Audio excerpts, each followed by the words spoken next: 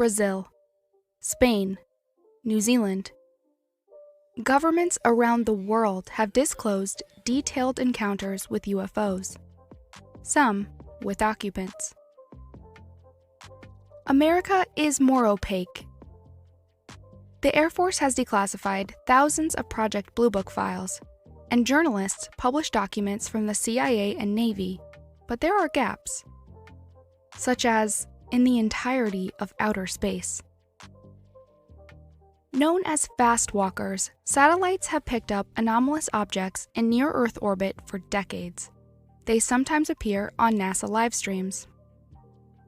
In 1989, the Air Force let it slip that a database of them began in the 70s. Today, it still isn't public. That may be because NORAD, who analyzed them, remains exempt from the Freedom of Information Act. Or because NASA is a figurative black hole. The agency steadfastly claims no astronaut has seen a UFO. Buzz Aldrin was taken out of context when he said an object followed Apollo 11, and this photo is just space junk. NASA has never declassified anything as much as a review of space anomalies. Other than Project Moonblink, a short-lived analysis of unusual lights on the surface of the moon that reached no conclusion. One would assume the agency that has managed all U.S. space exploration for 60 years has gathered more information. Could it be hiding in a little-known bureau inside the Department of State? The acronym is OES. That stands for the Bureau of Oceans and International Environmental and Scientific Affairs.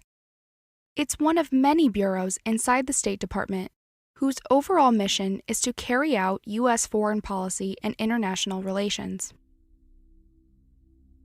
OES, whose logo has an astronaut, elephant, and whale, is divided into 9 offices, one of which is the Office of Space and Advanced Technology, SAT.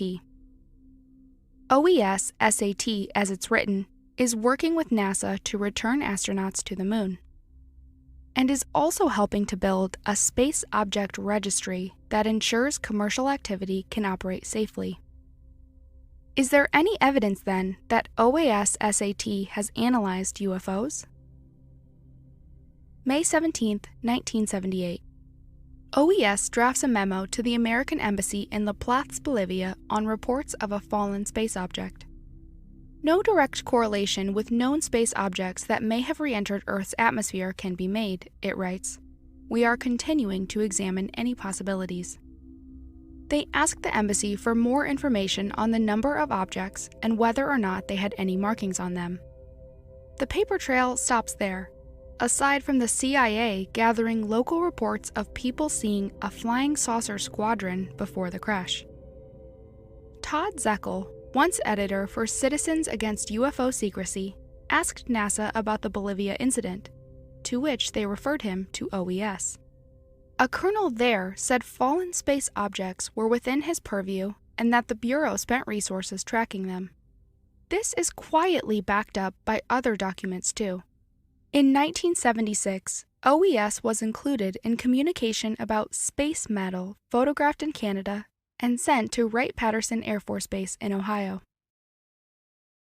That year, OES also received a report on a silver, luminous sphere seen over Morocco. In 1978, the Bureau was emphasized in a confidential report on efforts to have the UN investigate UFOs. And in 1979, OES and NASA received intel that officials in Kuwait were unsure if objects of extraterrestrial origin were observing oil refineries.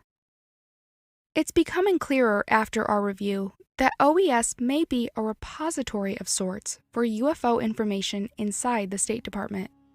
This is backed up by other files too, such as here, when 2 women claimed to have a message for President Jimmy Carter from outer space were referred to OES. Or here, when the Bureau wrote Eric von Däniken, thanking him for a copy of his book In Search of Ancient Gods. The author, known for popularizing the ancient astronaut hypothesis, wrote the White House expressing his support for the expansion of manned space travel.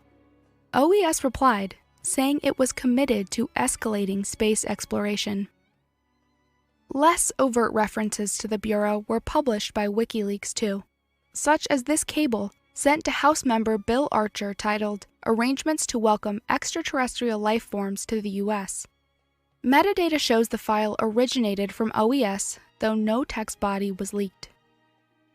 The Bureau also approved communications on joint U.S.-Soviet space biology experiments that originated from NASA. They analyzed everything from astronaut physiology to how plants behave in space.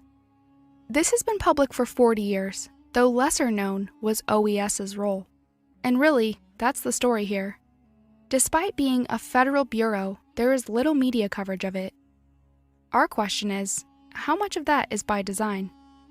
This FOIA request in 1982 shows the State Department looked for UFO records in several places, but a search of OES was never finished. If there is an institutional desire to obfuscate these files, particularly those related to NASA, one would only need to put them in an office where people wouldn't think to look. In 2018, the White House published Space Policy Directive 3, calling for a new space traffic management system to track everything in orbit around Earth. And that may be what pushes another round of disclosure by, say, the mid-2020s. Anomalous objects in space may need to be made public for safety reasons. OES has other responsibilities too. One office inside it protects marine wildlife, another, the preservation of Antarctica. Congressional records show a high-ranking senator once took issue with why the Bureau classified meetings to decide the continent's status as an isolated scientific preserve. Remember, the State Department's mandate is to oversee how the U.S. interacts with others outside of its borders. OES is simply responsible for issues far beyond the border, in outer space. What do you think? Could the Bureau's Space Object Registry system include anomalies? Because most of the classic UFO cases come from the United States, we are used to seeing witnesses come up against the brick wall of government secrecy in their search for explanations. The wave of sightings over Belgium in the late 80s and early 90s offers a striking contrast to this pattern. Government authorities cooperated with witnesses and civilian research groups to investigate the string of unusual phenomena, and in the end, an Air Force study concluded that craft of unknown origin were indeed violating Belgian airspace. This honest admission from the Belgian government effectively disproves the idea that public disclosure would incite mass panic, and the transparent operation of the Air Force study provides a useful precedent for the kind of government-backed UFO science that could operate in the US and elsewhere.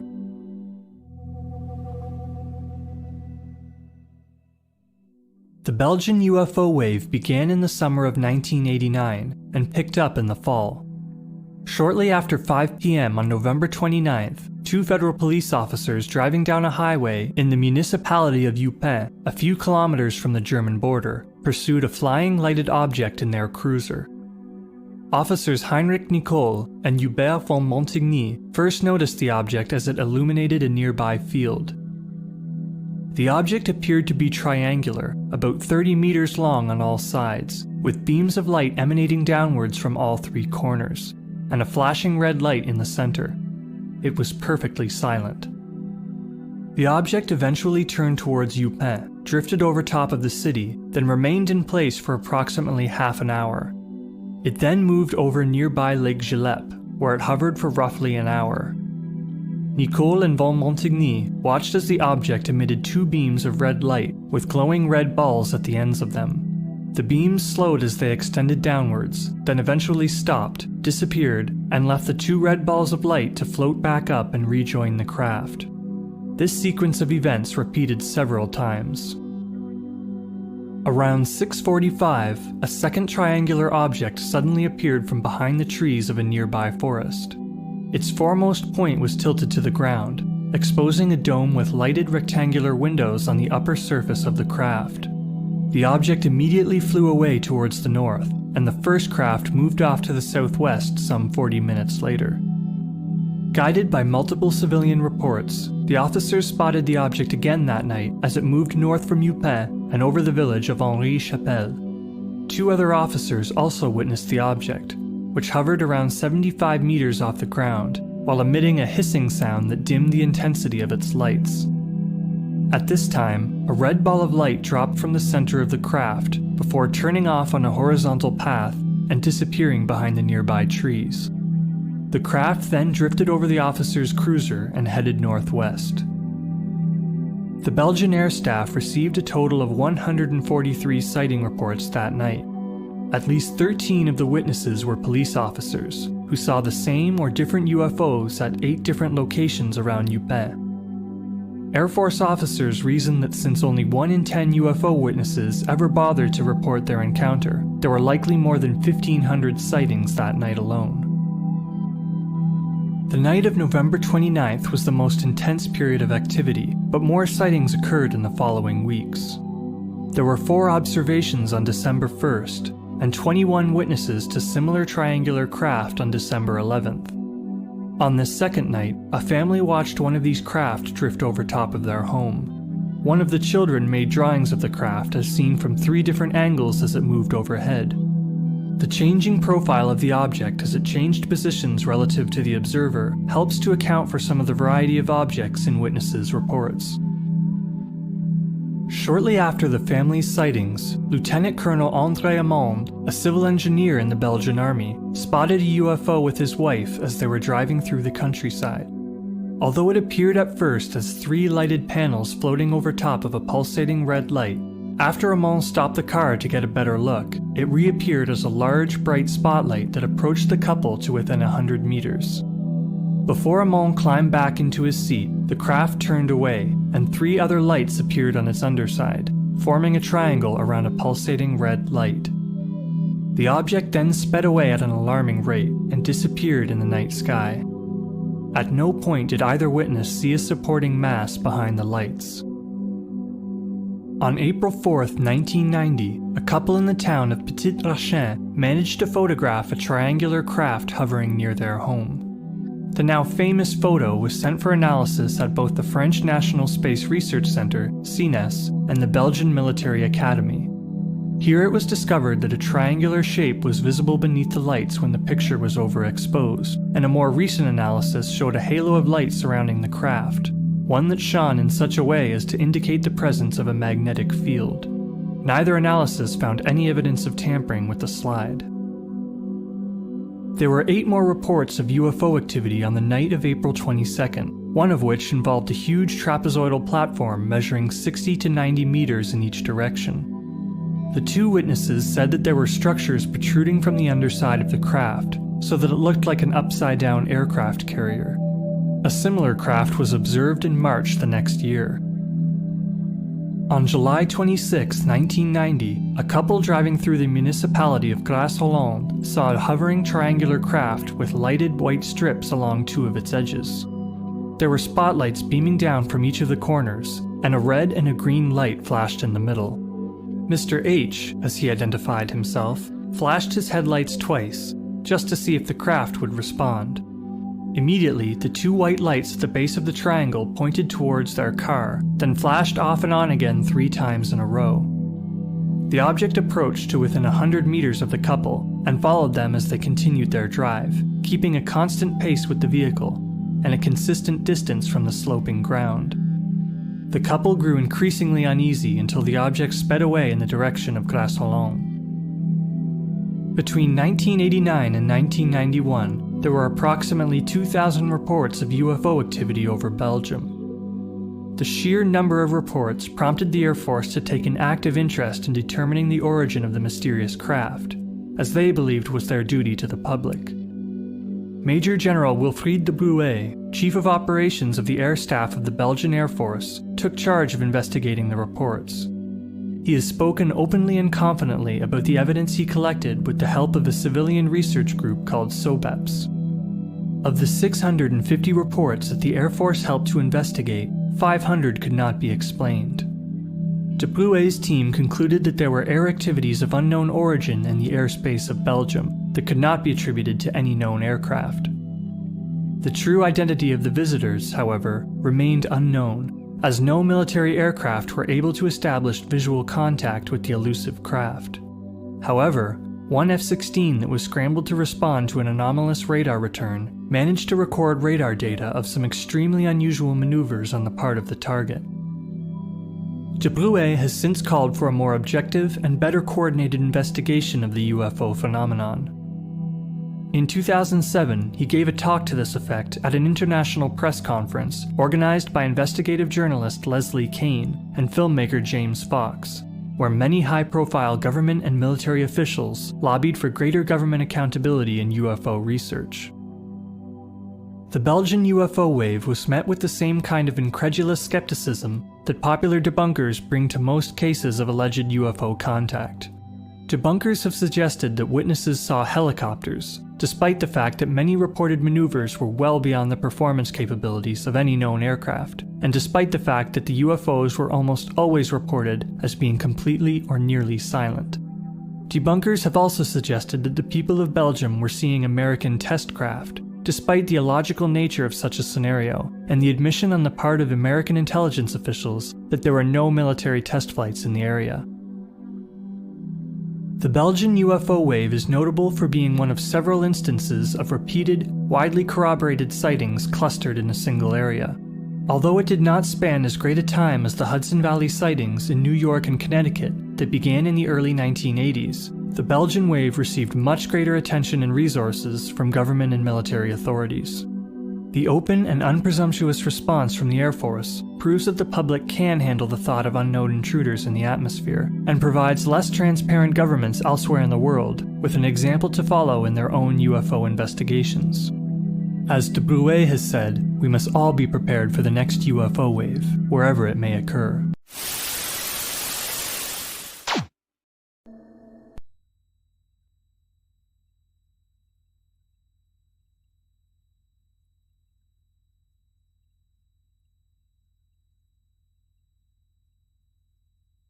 The TR-3B vehicle's outer coating is reactive to electrical radar stimulation and can change reflectiveness, radar absorptiveness, and color. The polymer skin, when used in conjunction with electronics countermeasures and ECCM, can make the vehicle look like a small aircraft, flying cylinder, or even trick radar receivers into falsely detecting a variety of aircraft, an aircraft in another location, multiple aircraft, or no aircraft at all. The circular plasma field accelerator ring, called the magnetic field disruptor, surrounds a rotatable crew compartment. It's far ahead of anything you've ever imagined as far as technology. Sandia and Livermore Laboratories developed the reverse engineered MFD, and I believe the government will go at any lengths to protect this technology. But you're not going to be able to build one of these from what I tell you, nor am I. So the government will go to any lengths. Believe me, the plasma in this accelerator is mercury-based. It's pressurized at 250,000 atmospheres at a temperature of 150 degrees Kelvin, superconductivity, and accelerated to 60,000 revolutions per minute to create a superconductive plasma with a resulting gravity energy. The MFD generates a magnetic vortex field which disrupts and neutralizes the effects of gravity on mass within proximity by 89%. Do not misunderstand, this is not anti-gravity. Anti-gravity you can use as a propulsive force. The mass of the circular accelerator and all the mass within the accelerator, such as the crew compartment, avionics, MFD systems, fuels, environmental systems, and nuclear reactor, are reduced by 89%. This causes the effect of making the aircraft extremely light and able to outperform any aircraft yet constructed, except of course those we didn't build. TR-3B is a high-altitude stealth reconnaissance platform with indefinite loiter time.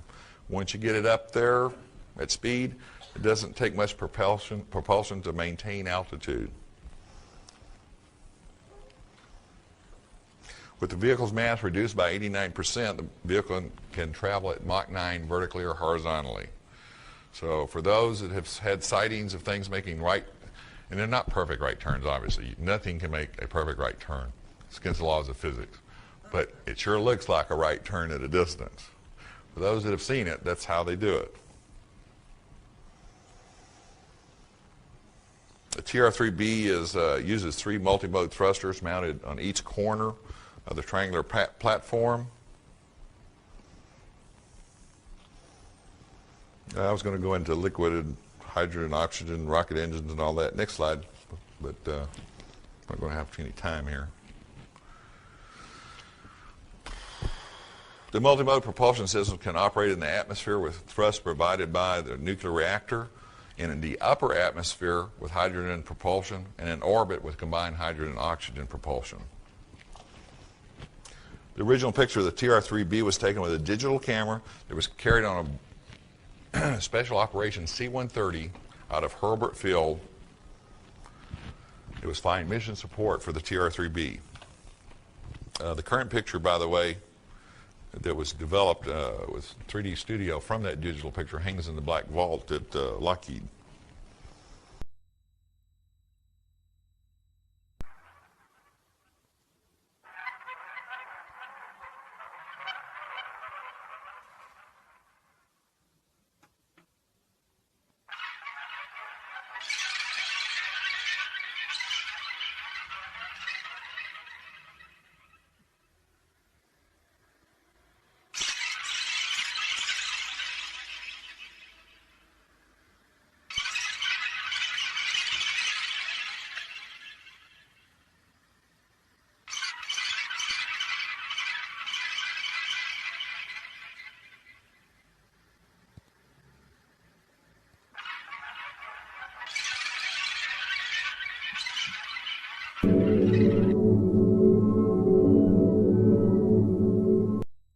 There's a central accelerator ring that rotates a mercury-based plasma, supercooled to 150 Kelvin, pressurized to 200,000 atmospheres, and rotated at 60,000 revolutions per minute.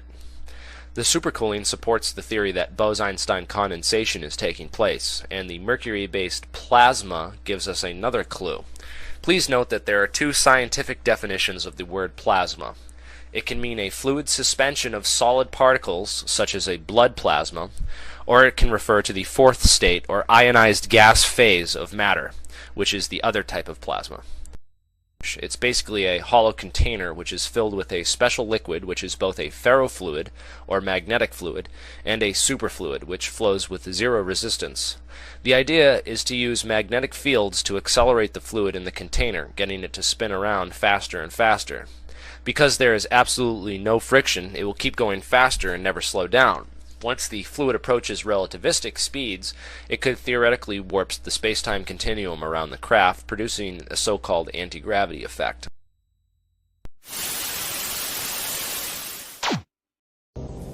The power source is a reactor which uses this element 115 as its fuel. Inside the reactor, element 115 is bombarded with a proton, which plugs into the nucleus of the 115 atom and becomes element 116, which immediately decays and releases or radiates small amounts of antimatter. The antimatter is released in a vacuum into a tuned tube which keeps it from reacting with the matter that surrounds it.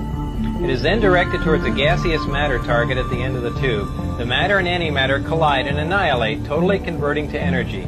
The heat from this reaction is converted into electrical energy in a near 100% efficient thermoelectric generator. This is a device that converts heat directly into electrical energy. This particular disc appeared to be in excellent condition, and because of its sleek appearance, I nicknamed it the Sport Model. The Sport Model is about 16 feet tall and 40 feet in diameter. The exterior skin of the disc is metal, which is the color of unpolished stainless steel. The Sport Model sits on its belly when it's not energized. As you can see, the hatch is located on the upper half of the disc with just the bottom portion of the door wrapping around the center lip of the disc. The interior level of the disc is divided into 3 levels. The lower level is where the 3 gravity amplifiers and amplifier guides are located. These are the things used to amplify and focus the gravity wave that we learned about in our science lessons. The reactor is located directly above the 3 gravity amplifiers on the center level and is in fact centered between them. The reactor is similar to this half-scale model. The element 115 is machined into triangles like this and is then inserted into the reactor. This piece of element 115 is the source of the gravity A wave as well as the target that is bombarded with protons to release the antimatter. The center level of this disk also houses the control consoles and seats, both of which were too small and too low to the floor to be functional for adult human beings. The walls of the center level are all divided into archways. At one point in time, when the disk was energized, one of the archways became transparent and you could see the area outside of it just as if the archway was a window. After the panel had been transparent for a while, a form of writing, which was unlike any alphabetic, scientific, or mathematical symbols I've ever seen, began to appear on the transparent archway. I was never given access to the upper level of the disk, so I can't enlighten you as to what the porthole-like areas are, other than I can assure you that they're not portholes. The S4 installation is built into the mountain and the 9 hangar doors are angled at about 60 degrees. These doors are covered with a sand-textured coating to blend in with the side of the mountain and the desert floor. My ID badge had a white background with one light blue and one dark blue diagonal stripe in the upper left-hand corner. At the bottom of the badge there were letters and numbers designating various areas including S4. The hangar was equipped with typical tools and extensive electronic equipment. The gravity amplifiers of the disk can be focused independently and they are pulsed and do not stay on continuously. As you can see, as the output of the gravitational field from the amplifiers becomes more intense, the form of space-time around the disk not only bends upward, but at maximum distortion actually folds over into almost a heart shape around the top of the disk. The program out at Area S4 consisted of 3 projects: Project Galileo, Project Sidekick, and Project Looking Glass. Project Sidekick dealt with a beam weapon that had a neutron source and was focused by a gravity lens. Project Looking Glass dealt with the physics of seeing back in time. I would randomly be taken into a small room which contained a table, a chair, and 120 or so briefings in blue folders. These briefings contained a wide spectrum of information, mostly relating to aliens and alien technology. This technology that you've learned about thus far was brought here by some alien beings from the Zeta Reticuli 1 and 2 star system. These stars are located in the constellation of Reticulum, which can only be seen from the southern hemisphere. Zeta Reticuli is a binary star system, which means it has 2 stars, and is located approximately 30 light-years from Earth. These beings are from Reticulum 4, which is the 4th planet out from Zeta Reticuli 2. A day on Reticulum 4 is 90 Earth-hours long. The beings are 3 to 4 feet tall and weigh 25 to 50 pounds. They have grayish skin and large heads with almond-shaped wraparound eyes. They have very slight nose, mouth, and ear positions and are hairless. These beings said that they had been visiting Earth for a long time and presented photographic evidence which they contended was over 10,000 years old. There was an exchange of hardware and information in central Nevada until 1979, at which time there was a conflict which brought the program to an abrupt halt. The beings left, but were to return at a 1623 date, and I don't know what that date is. These beings conveyed information about the capability of affecting the human brain to anesthetize the human body. These beings said that man was the product of externally corrected evolution. They said that man, as a species, had been genetically altered 65 times. They refer to humans as containers, yet I don't know what we're containers of. Paula Leopizzi Harris. I'm an Italian photojournalist researcher. I worked with Dr. J. Allen Hynek from 1980 to 1986. Very nuts and bolts person, interviewed people from all over the world. I am probably most well known for my relationship and bringing Colonel Phil Corso to Europe, writing the preface to his book in Italian, and being with the former Defense Minister Paul Hellyer and working with the military, with leaders, with people like Dr. Edgar Mitchell, and really the nuts and bolts of ufology. I've taken another road right now and expanded beyond the nuts and bolts to see why what's happening is happening. And I have entered the field of consciousness raising and am doing conferences now with Starworks USA, my company in Laughlin, Nevada. In your opinion, what ET races are engaging with humanity at this time? The extraterrestrial component to all of this is very complex.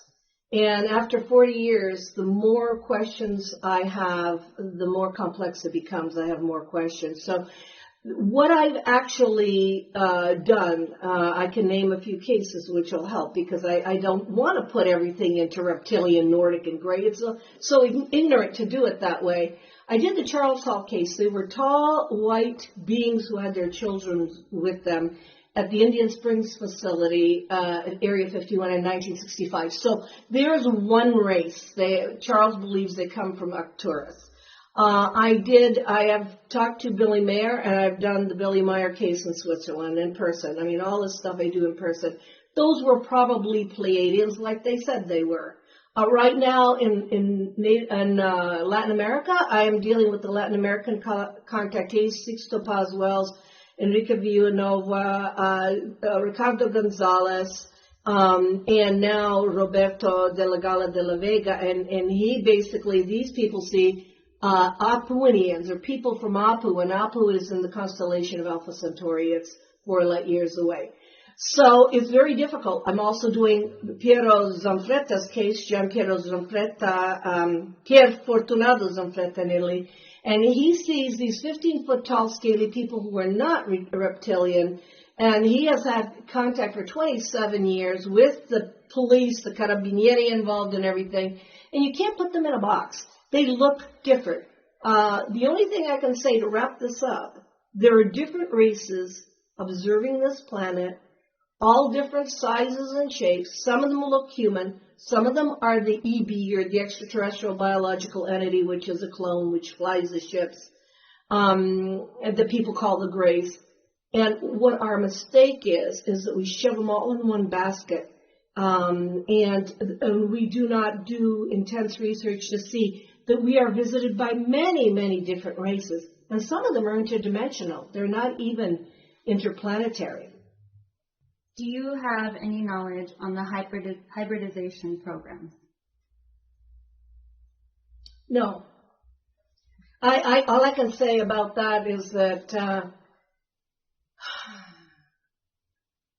watching Hollywood, and I teach a course about Hollywood, what's interesting is that if this planet were to completely disappear and be destroyed, there would be nothing left of us.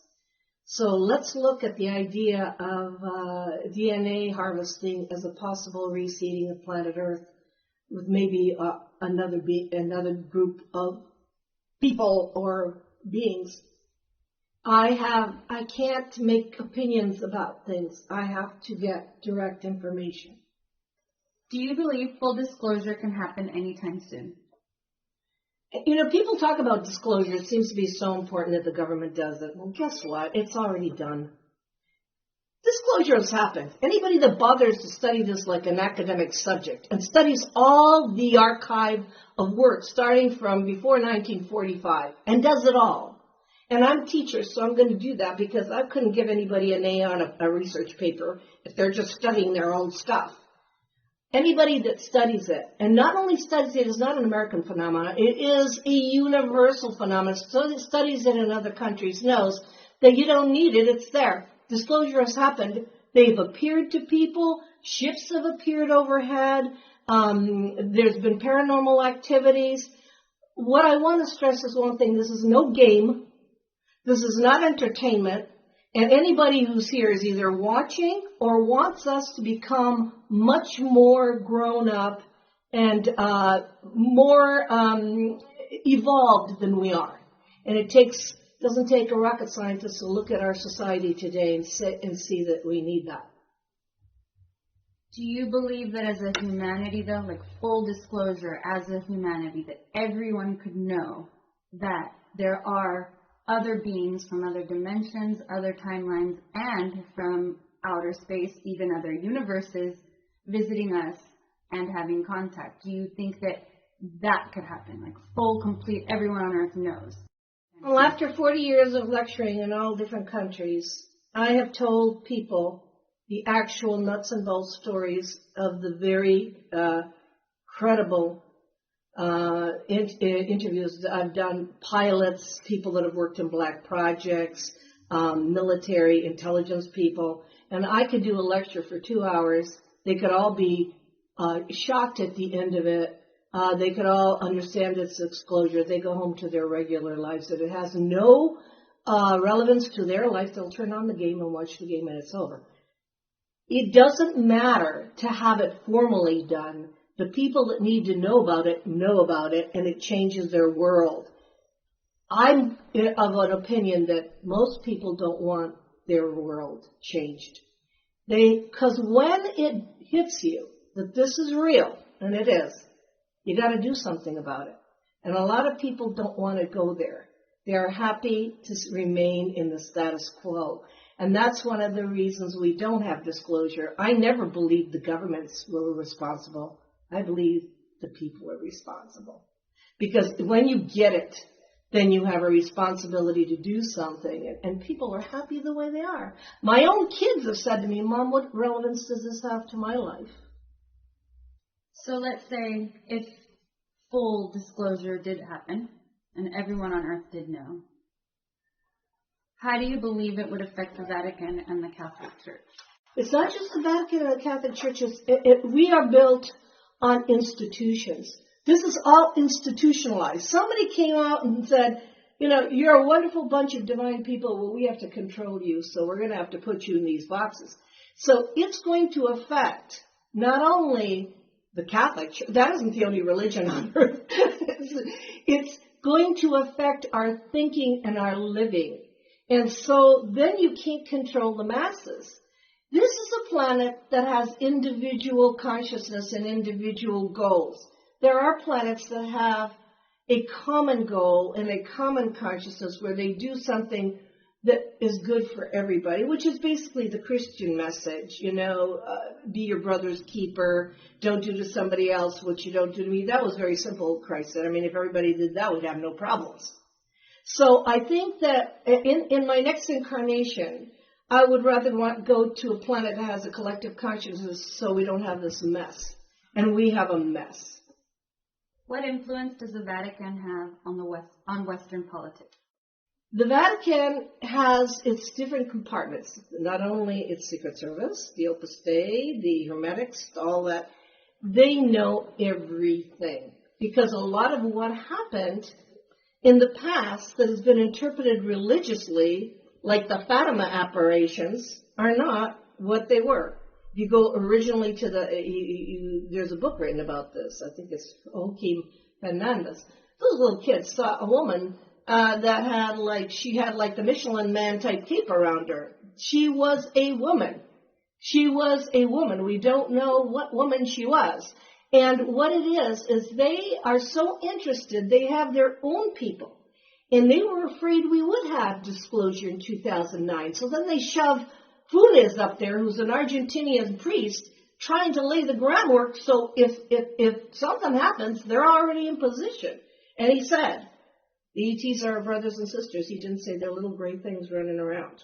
He didn't say that. They said they're our brothers and sisters.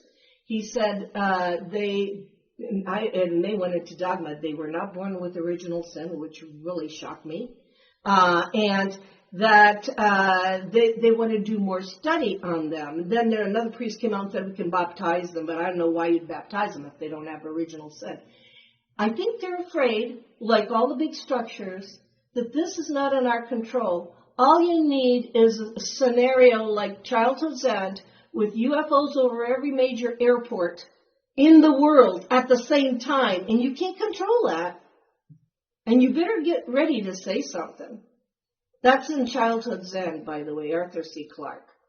And the overlords had decided to go over all the airports. Now, have we had UFOs over airports? Yes. Beijing had to close down the airport 5 times last year because of UFOs.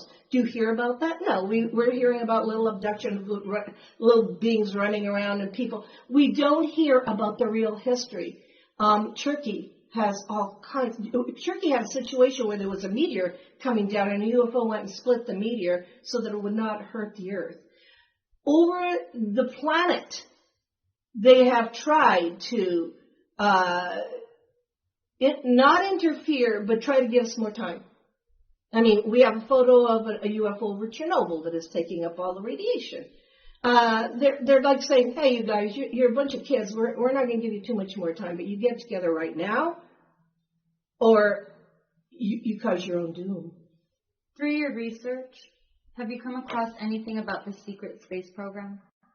I really believe that from the people I've talked to, first of all, I know the Mussolini, and if you want to go back to their origins, Hitler had craft and bodies. So naturally they're going to, you don't throw them in the garbage, you're not going to throw them in the trash, you're going to research how these bodies look so beautiful. They had some, human looking beings. And so all the material that deals with Hitler, the Thule Society, Mussolini, we had the Mussolini files too, because we had a crash in northern Italy is real.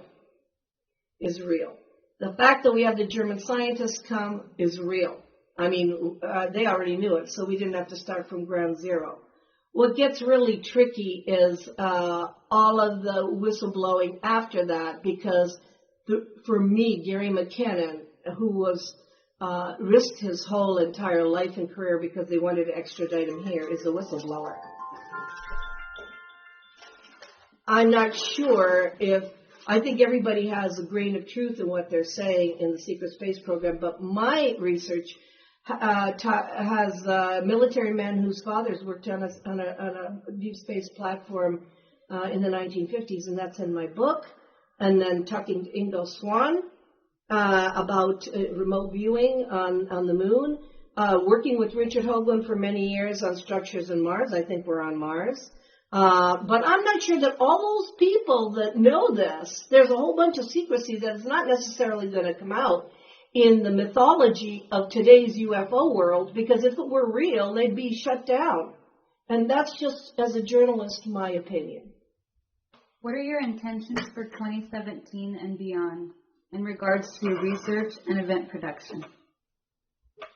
Well, first of all, I'd like to have a bunch of people to talk to about all this. So the only way I can do that is to create a community through Star Wars USA and Laughlin and the conversations we have there with all the new material and the international speakers. Because that makes me feel better, because then we can all be on the same page and we can look at all this new research and not do the same old. And as far as my goals, I really want to go to Peru and go to the places that the Latin contactees in my book had their experiences. I want to see the places. Last year I went to Chile, to the Atacama Desert, on a meditation with Ricardo Gonzalez. It was absolutely extraordinary. And because we were in a place where there's only the night sky and no pollution, light pollution, we saw all kinds of craft and experience through meditation all kinds of experiences. I would like to go to Genoa, Italy, and do the Pier Fortunato Zanfretta case. He's been waiting for me to go there. It's a 27-year-old case, but he trusts me to finish it up. I like to do that. I have been invited to speak in Oslo, Norway with Veronica Paz-Wells. I've already talked to the people in Norway. I've been there, and I want to know what's going on in Hesdalen. Hesdalen is not a meteorological event. Hesdalen lights have been forever. I mean, maybe the theory is that they're mining something there, but that's another country. So do I have the funds to do this? No. But it's a dream, and I guess you've got to put the dream out before, you got to build a railroad before the train comes. And just like my company is going to be building, this electromagnetic craft that really can do the same thing to time that I've been telling you about. Other civilizations have that too, which means you can traverse those distances of space. And what you have to think about is what happened when we first discovered that, and what did we do about it? And there's no, you got to look at 47 in a very peculiar way. 90 days after the Roswell event, CIA was created, the Air Force was separated from the Army, the National Security Act was created, and all those things are mechanisms to start learning more and to start getting private industry off the ground. So that had nothing to do with World War II. You think it had to do with aliens? Oh, I absolutely think it. Well, both, because what I believe crashed at Roswell was. I believe it was German from Argentina, but it had hallmarks and technology based on alien technology. So we put out a story saying it's alien, and then we put out a story saying it's a weather balloon. But the real thing it was, we didn't want anyone to guess, and that's why we put those two things out there. And that's kind of how they do it I think they did that with the moon. It's like, we went to the moon, and then they put out this meme kind of thing, like we didn't go to the moon, but they didn't want people really going, well, what's on the moon? Boeing's first stage booster is gone. North American's second stage booster is gone. Now we've got the S4B stage and the LEM. Okay, so we're a very small vehicle, and this massive extraterrestrial vehicle is coming. Looks like it's going to hit us. It didn't, and it had no intention. Simply came in, moved around us, and finished its orbit.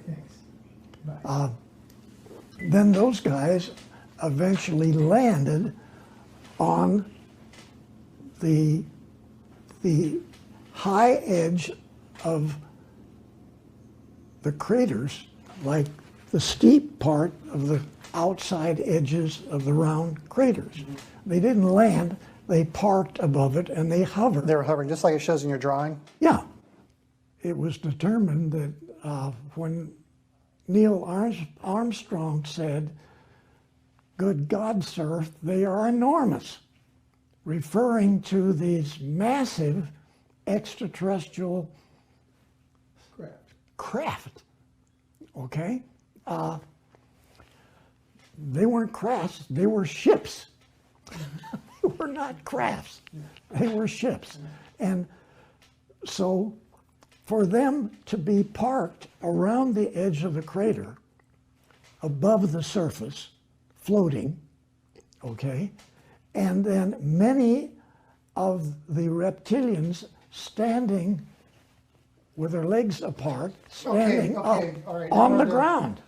They're on the surface. The reptilians are on the surface of the moon. That's what you're telling me. Yeah, they're standing underneath the ships. And you saw this? Yeah, and were they scaly? Did they have? Then the word came back. They're giving us the finger. Your advisors use the term the others? Yes. In my communications with certain people within my advisory group, it is referred to as the others. The others makes a lot of sense because the first thing people need to realize about the UFO phenomenon is it is intelligence that is here, has always been here, and I think calling them the others makes a lot more sense because they're in our oceans, they're on our moon, they might be underground in certain places. So you're talking about the other groups of intelligences that are here on the planet with us. They really were, I remember being at a party and someone whispered in my ear, I worked for one of these big defense contractors and said, "Hey, we've been mining on the moon for 30 years. For 30 years, we've been mining on the moon." And this guy's serious. This was a serious person. It's a very serious person, and but no one knows about this stuff. So a lot of my fascination, isn't about trying to prove that aliens are real. It's more or less like, if there's a secret about this stuff, there's a good reason. It's either these guys are so scared of something that they haven't been able to do what they needed to do, or they don't have all the facts yet, so they're not ready to release it. There's something that they're either scared of or they're not sure enough in themselves to release it, and that's the kind of thing that I ask myself, like, what is the reasons for them not telling people? It's because, I would believe the only reason is because they're too scared to, not because it's going to bring down religion, not because it's going to make us all run around in circles. I think it's because they're trying to do something that's much more serious. And then people will start to understand over time why they did what they did. They didn't lie to people just out of like ego. They were like, okay, there's this group called ISIS and they're here and we need to understand them and we need to fucking figure it out quick. But the problem is these are extraordinarily advanced civilizations that have been coming here forever. That's why it's all in all the ancient fucking scripts and texts and carved into rocks and all that shit. And that's the way they viewed the Wandjina stories. The Wandjina stories were essentially stories of beings that came down and visited the Aboriginal people 30, 40,000 years ago. There are similar stories, by the way, that go right back to Assyrian civilization. The other side of this that is fascinating is I've been engaging with archaeologists and anthropologists who've talked to me about the implausibility of a lot of the modern explanations for some of the ancient buildings that exist on this planet that do not fit within the time frames of known human technology being developed. Even some of the Egyptian pyramids could not possibly have been built within the time frame that we've described because they were working with bronze axes. And you have almost laser beam accuracy in some of the buildings that were constructed. Some of the people that I've been talking to in the Pentagon have told me that they think there is strong evidence to suggest that there was a previous civilization on this planet. And one of the things that's been suggested to me is that there might have been a civilization that has shared this planet with us that never left. All the different areas of the world have different stories of God, and I call that the little g. These are beings that have godlike powers that are meddling in human affairs, but they're not what God is. The idea of whatever the big G, God, that created the universe, whatever force of nature that might be, is different. I was told that there are numerous gods fighting amongst themselves and interjecting themselves into human affairs, that those myths are true. All those ancient stories, those are real. You look at a lot of the studies that you have done, Linda, and what people have followed over the past 30, 40 years.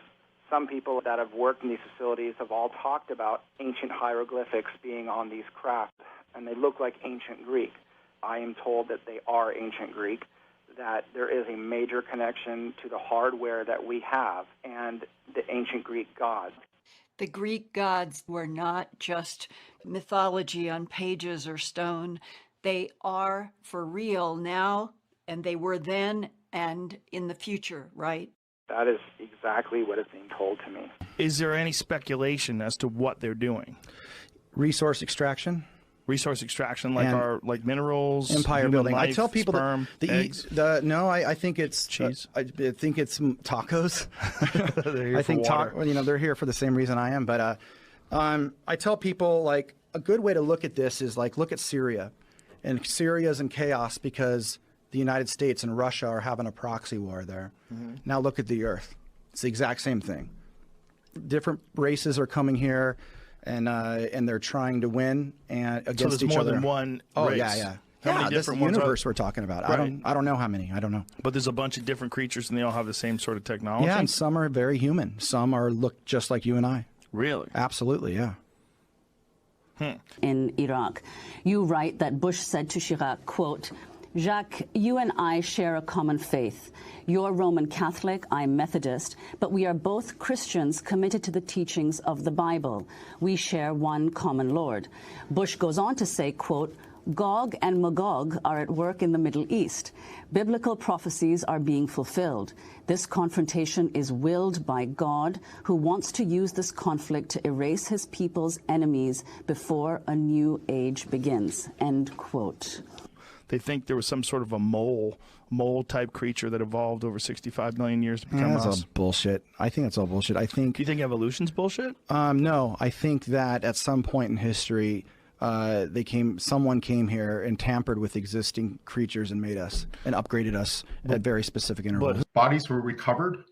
Their DNA was examined, and they know what that alien genome looked like, and they look at humans, and they can identify the same sequences in human genome. I think that's what led them to believe that there's an hybridization of humans. And they further said in this one-day symposium that there are familial lines, there are families that have not only alien DNA, but enhanced alien DNA of interest to CIA.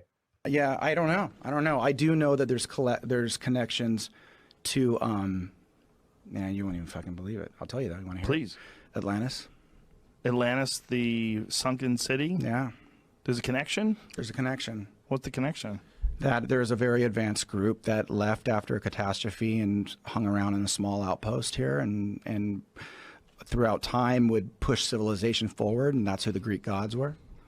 Whoa. Yep. And that's why it's very interesting on the Roswell wreckage there's Greek writing. Is there? There is. Check this out. Isn't it weird that I'm learning these things about human consciousness and how it repels negative things or whatever? And my band Angels and Airwaves did a double album and a movie called Love. Yes, right. As an experiment. Right. Because it was an experiment of intention. I saw some dude freezing water molecules, and he would write on a piece of paper. He would write love or hate or whatever. And depending on what he wrote on that piece of paper, he would tape it to these little jars of water. And under the microscope, if he just wrote with a pencil love, the water would freeze in these beautiful symmetrical crystals. If he wrote rape or hate or war, they would be these gelatinous blobs that looked deformed. And so I said, well, let's name this whole project Love, and let's write it weird with a little astronaut sitting on the moon and make it esoteric. And when people look at it, they all know what the word love means, so there's going to be an energy projected towards it, and let's see how good it does. Let's see if it matters. Let's see if that's a good art project. And it did insane. It did super good.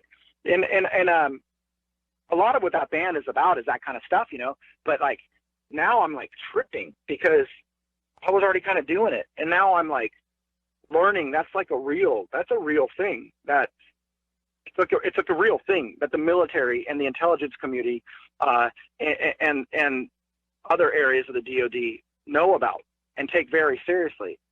That the human spirituality component of consciousness and the positive feelings of love and happiness is very important. Breaking news, solving problems. This is Channel 13 Action News, live at 11. Well, let's take another trip back into the realm of paranormal tonight. Last night we had ghost hunters, now UFOs. That's right, and there is a Las Vegas guy making an extraordinary claim about extraterrestrials. So we sent Action News reporter Mike Delastrito to check it out. Mike? All right, guys, just listen up here. This guy says the Old Testament, written in Hebrew, taught him how to summon UFOs. All right, he says he can also do this on command, and he adds he's been doing it for 25 years, keeping all of it secret until now. These beings are here. They are here. They're just sitting right up there. We met up with Prophet Yahweh, seer of Yahweh, at Doolittle Park off Lake Mead. We picked the day, we picked the time, and we picked the location. Everyone's going to think you're absolutely nuts. Well, I thought I was absolutely nuts. Until he says he saw UFOs. Over the years, 1,500 of them. Can we make it 1,501 today? What do you think? I'll try it. He says the voice in his head told him to go public now. So we took him up on his offer, and we scanned the skies. Nothing but a few clouds. When the prophet started praying for a sighting, I wasn't exactly convinced. I pray, oh Yahweh, that you send a sighting so that they know that I am not mentally ill. I am not a false prophet, like those who seek to kill me say I am. I see something straight up. Oh, brother, look at it. There it is. You can barely see it, a white speck. Then another sighting. There it is. I got it. I got it. I got it. I got it. Photojournalist Jonathan Hawkins locks in on it. Let's take a closer look here. It's an orange sphere that appeared out of nowhere. I call the boss with an unexpected change in my story.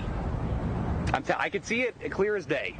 In fact, it's bright. I can't believe this. It's moving pretty fast. It's going to Nellis Air Force Base. It wants to be seen. We called Nellis to see what these things might be. Guess what? They didn't call us back.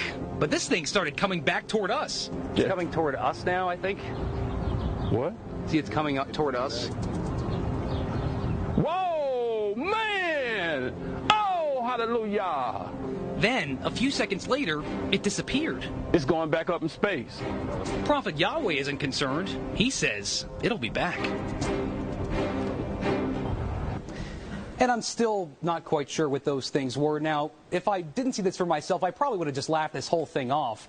Prophet Yahweh says, though, this is just the beginning. He says we're going to see a lot more of these things starting next week. And he says one will come down low enough for all of Las Vegas to see. Mike Delastrito, Channel 13. What happened with Tom DeLonge is he comes forward. There's WikiLeaks. It confirms the fact that he's got these high-level government people talking to him. Mm-hmm. And when I see the story, and then I see I didn't really pay that much attention until I saw the story with the WikiLeaks, because I got involved in the WikiLeaks because of Hillary Clinton. Hillary Clinton was going to disclose. Hillary Clinton's campaign manager was John Podesta. And so what happens is they leak whoever leaks John Podesta's emails, and here's discussion of Hillary Clinton wanting to be interviewed, being upset that she doesn't get on the Kimmel show, that he doesn't ask her the question, all this sort of stuff. So I do a webinar, which they've got on Facebook, 7,000 people live on Facebook. So it's a big deal.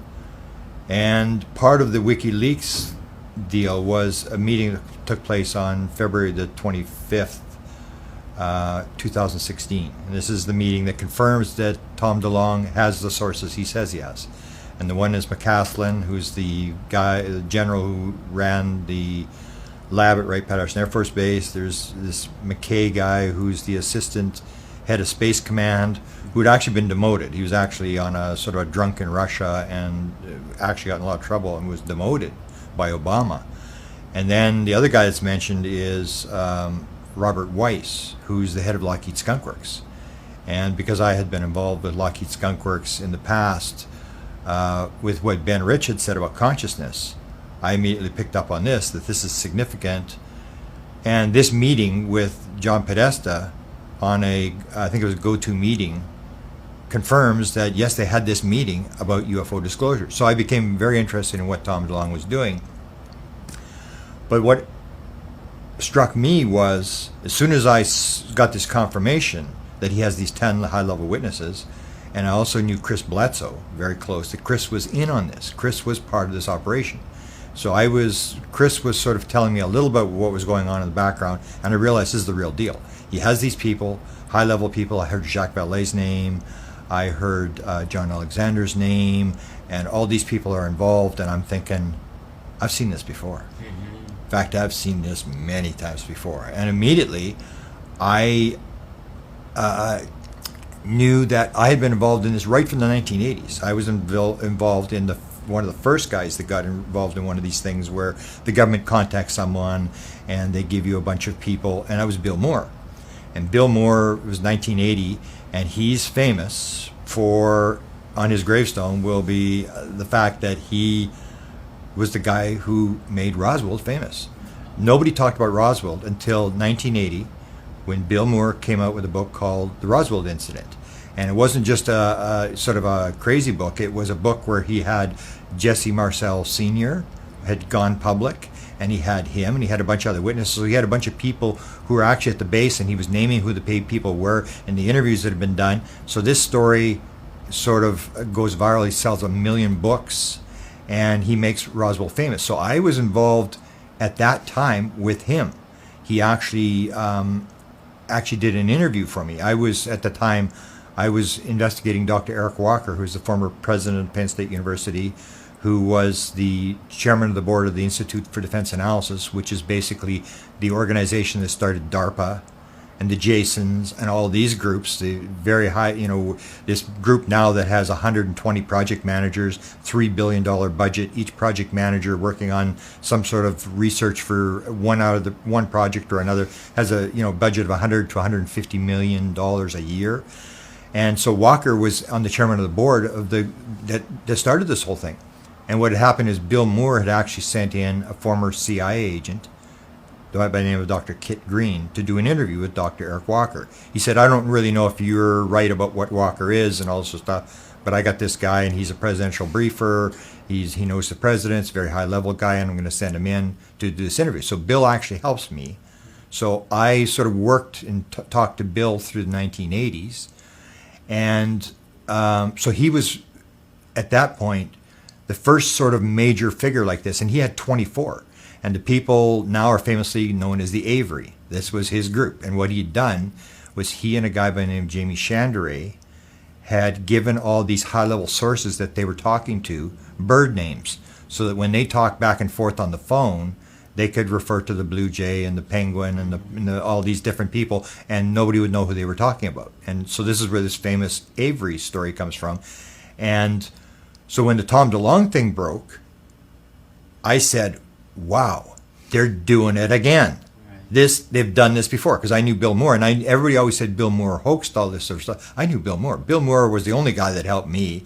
Bill Moore may have been taken for a ride, but Bill Moore wasn't lying. Bill Moore actually had had the sources that, just like Tom DeLonge that Tom DeLonge had.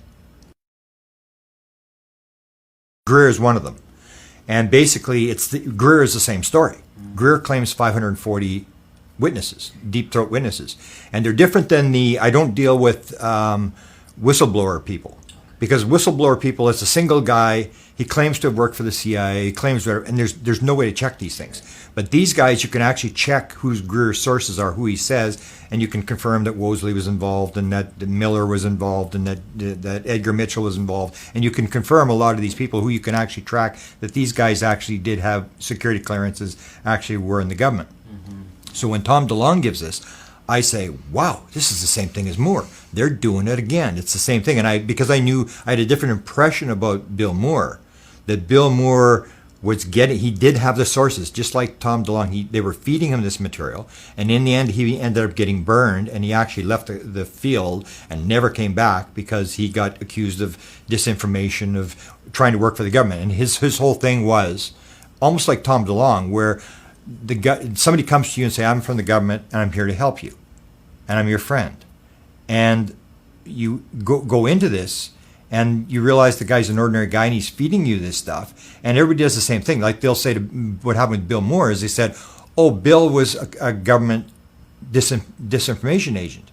And he wasn't a disinformation agent. He was just a guy who had high-level people, including, I believe, Richard Helms, who was former CIA director, Robert Gates, who was former CIA director, Henry Kissinger. These are some of the people that he was rumored to be dealing with. So he's dealing with these people, and they're feeding him. But it always has this plausible deniability thing, that they're putting this material out. And so what I did is I wanted first I was going to do an article on DeLonge. This is how this latest book I did started. I wanted to do a thing on, because he's on the evil alien thing, and he believes that all the Greys are evil. And that the way we're going to deal with them, that the reason we have 20,000 nuclear missiles is because this is us putting on the boxing gloves. And we're going to take on, and he claimed that there was a test that was done in 1962 where we did a high altitude test, like an outer space test of a nuclear weapon. And he claims, wherever he got this source, is that they brought down a UFO. So his impression was that we're going to use nuclear weapons, we're going to shoot them up high into the atmosphere, and we're going to bring all these evil aliens down. And the thing he even admits is in 1962 they knocked out all the satellites, and they created this sort of radiation belt around the Earth for 5 years, and that we're going to do this. We're going to knock out all our satellites. And so I said, well, this evil alien thing is crazy. And because Tom DeLonge, I'm just a nobody guy in Canada. Tom DeLonge, every time he tweets, he's got 15,000 retweets. He's sold 30 million albums. And I said, there's no way he's going to drop this evil alien thing into the American public without somebody writing an article and saying, there's another side to this story. And whether I'm right or wrong, I said you had to balance the story. So I started as an article. I was going to just fight this evil alien thing and say, Tom DeLonge is putting this out. And if it's in a vacuum, a lot of people are just going to buy into this thing and go along with this. We've got to use nuclear weapons and stuff. And then when I suddenly got confirmation that he did have the witnesses, and Chris Bledsoe was confirming that who some of these people were. And the fact that this is for real. This is a real deal guy. And what he wanted to do, everybody thinks he's doing disclosure, but Tom DeLonge isn't doing disclosure. He's doing the money deal.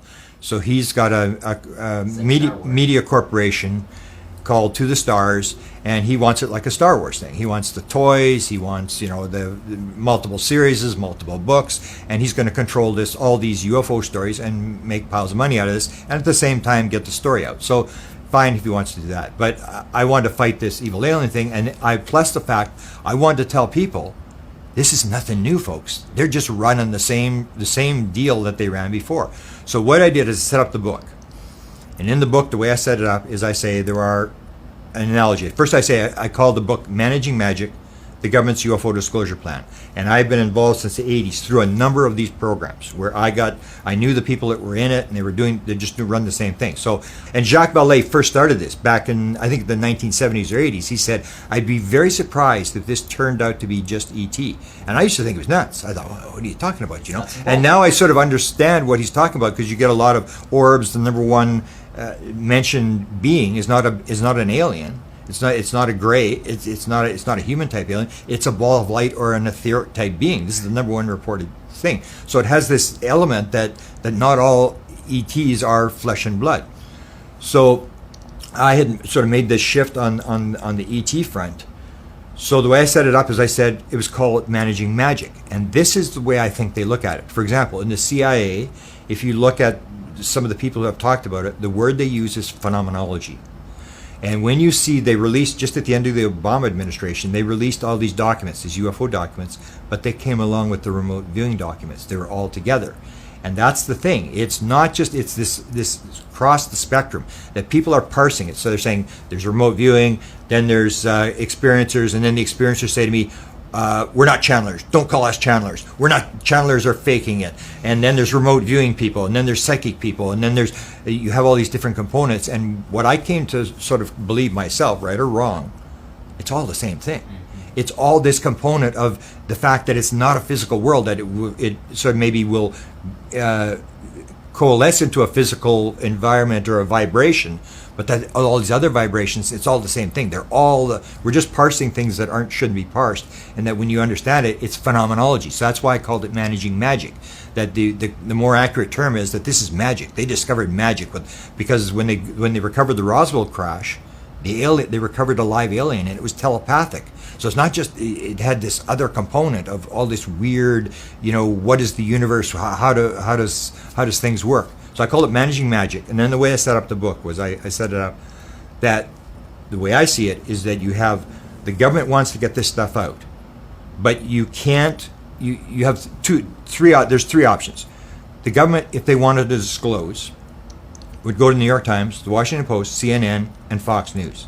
And they would just say, here, we're taking you on a tour, show them the bodies, show them the craft, move them to the next room, the president's standing there, whatever questions you want to ask, whatever you need to ask, we're gonna disclose. But they're not doing that. It's very evident they're not doing that. The other thing is, people say, well, they're covering up. And I say, well, no, they're not covering up. Because if they want to cover up, they'll do exactly what the Canadians did in 1967. The Canadians released all the UFO files, and then they just shut up. And you can say, well, what's the Canadian government doing on UFOs? And there's nobody. I mean, I've been in this for 40 years. Nobody has any idea what the Canadian government is doing because they don't talk about it. This phenomena of leaking stories is totally a U.S. phenomena. It doesn't happen in Great Britain. It doesn't happen in Australia. It doesn't happen in Belgium. It doesn't happen in Russia. It doesn't happen in China. It only happens in the United States, where you have these people leaking documents, leaking stories, whistleblowers, all that sort of stuff. It's uniquely an American phenomena. Everybody else is just shutting up, and nobody knows what's going on.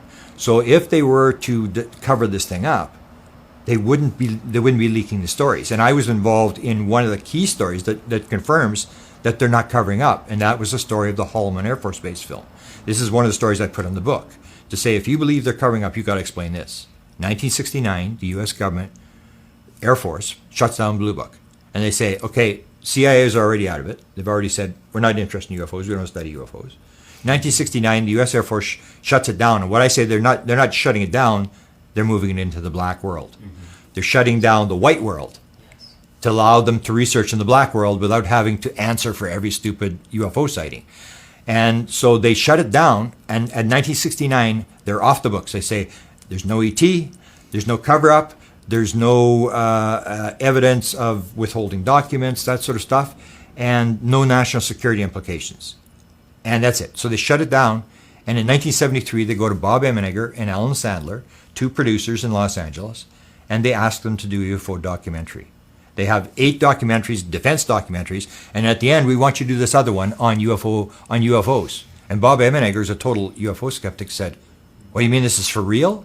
And at that point, the security manager, Paul Shardle, at Norton Air Force Base, said, "What would you say if I told you that we had landed, that an alien ship landed at Holloman Air Force Base, 6 o'clock in the morning in May of 1971, and we filmed it from 3 different vantage points, 2 on the ground, 1 in a helicopter, and we will allow you to use the film for your documentary."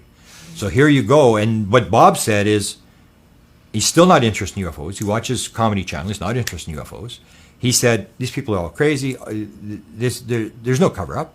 I was able to go wherever I want. He went into the Pentagon without signing in. He was able to go and talk to all the Blue Book heads. He was talking to Art Lundahl, who was the big CIA guy for UFOs stuff. He said there was no cover-up. I could ask whatever I want. And it was true. He could ask wherever he wants. So he puts his documentary, and then what happens at the end of the documentary is they say, we can't use the film. We can't allow, it's the Watergate, it's bad timing, we can't allow you to use the film, and they pulled the film. At least that's what I thought. Then when the film gets released, it's a documentary called UFOs, Past, Present, and Future, $250,000 from the MacArthur Foundation, and then the MacArthur people say, oh, Mr. MacArthur's having trouble with his friends. He's getting a hard time about doing this UFO thing. We'd like you to pull his name from the credits, but you can keep the money. And so here it works. So they get the money. It's a secret source for the money. It comes in. And then they put the documentary out. And then I find out that there's 8 seconds of the Holloman Air Force Base film in the film. So Bob's my friend. I phone up Bob. There's 8 seconds of film in there. And he goes, well, yeah. And I said, you told me they pulled the film. You told me it was sent back to the Pentagon. And he said, well, it did. And he told me this whole story about the guy going across the country in this small Datsun, taking the film back to the Pentagon. I said, but there's 8 seconds of film in the documentary. And then he said the key words. He said, but it didn't show anything. And I said, oh, no, he said, it's background. And I said, background? What do you mean it's background? And he said, it didn't show anything. And what it is you see the hills of Holloman, and you see this object, this brilliantly lit object at 6 o'clock in the morning coming over the hills, but it's in a distance. So you don't see it close up, and you don't see the alien when the alien gets out. That's the classified part. So they want you to know that Holloman happened, and they allowed them to use the 8 seconds of the film, but the rest of the film, the classified part, was pulled.